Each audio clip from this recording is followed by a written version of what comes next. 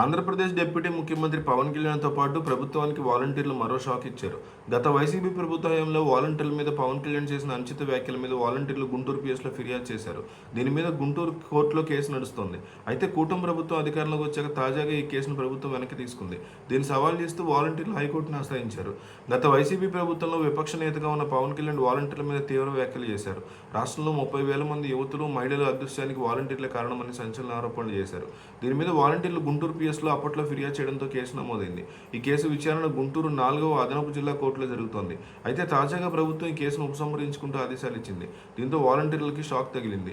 దీని మీద స్పందించిన వాలంటీర్లు పవన్ కళ్యాణ్ మీద కేసు పునర్విచారణకు హైకోర్టులో క్రిమినల్ రివిజన్ పిటిషన్ దాఖలు చేశారు. అప్పట్లో పవన్ కళ్యాణ్ మీద ఫిర్యాదు చేసిన 2 మహిళా వాలంటీర్లు పిటిషన్ దాఖలు చేశారు.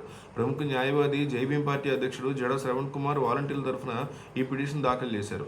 అధికారం అడ్డం పెట్టుకుని కేసులు ఉపసంహరించుకోవడం సుప్రీంకోర్టు తీర్పుకు వ్యతిరేకమని పిటిషన్లు ఆరోపించారు. త్వరలో ఈ కేసు విచారణలో హైకోర్టులో విచారణకు రానుంది.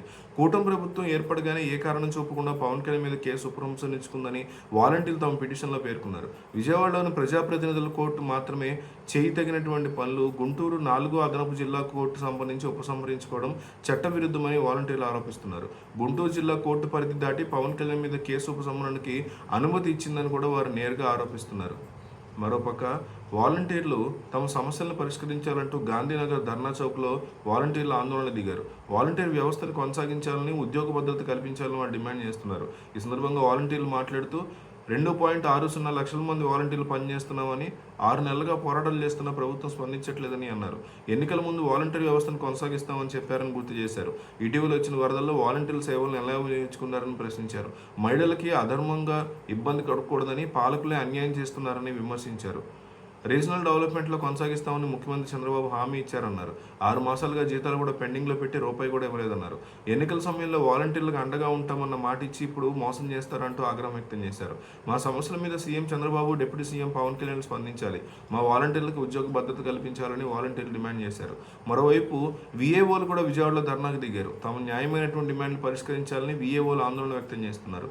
వీఏఓలకు మద్దతుగా వివిధ కార్మిక సంఘాల నేతలు ఆందోళనలో పాల్గొన్నారు. ఈ సందర్భంగా కార్మిక సంఘాల నాయకులు ధనలక్ష్మి మాట్లాడుతూ కూటమి ప్రభుత్వం వచ్చిన తర్వాత తమకు న్యాయం జరుగుతుందని భావించామన్నారు. 5 నెలలుగా వేతనాలు లేక వీఏఓలు తీవ్ర ఇబ్బందులు పడుతున్నారని, నెలకి 8,000 వేతనాన్ని 15,000 మందికి ఇవ్వకుండా ఇబ్బందులు పెడుతున్నారని అన్నారు. సమస్యలను పరిష్కరించడంలో గత ప్రభుత్వం తరహాలోనే ఈ ప్రభుత్వం కూడా వ్యవహరిస్తోందన్నారు. ఇప్పట్లో కుటుంబాలు గడవక తీవ్ర ఇబ్బందులు పడుతున్నామని తెలిపారు. ప్రతిపక్షంలో ఉన్న సమయంలో వారి సమస్యలు పరిష్కరిస్తామని టీడీపీ నేతలు హామీ ఇచ్చారని, కూటమి ప్రభుత్వం వచ్చి 6 నెలలైనా స్పందన లేదన్నారు. కాలపరిమితి సర్క్యులర్ని వెంటనే రికార్డు చేయాలని కూడా వాళ్ళు డిమాండ్ చేస్తున్నారు.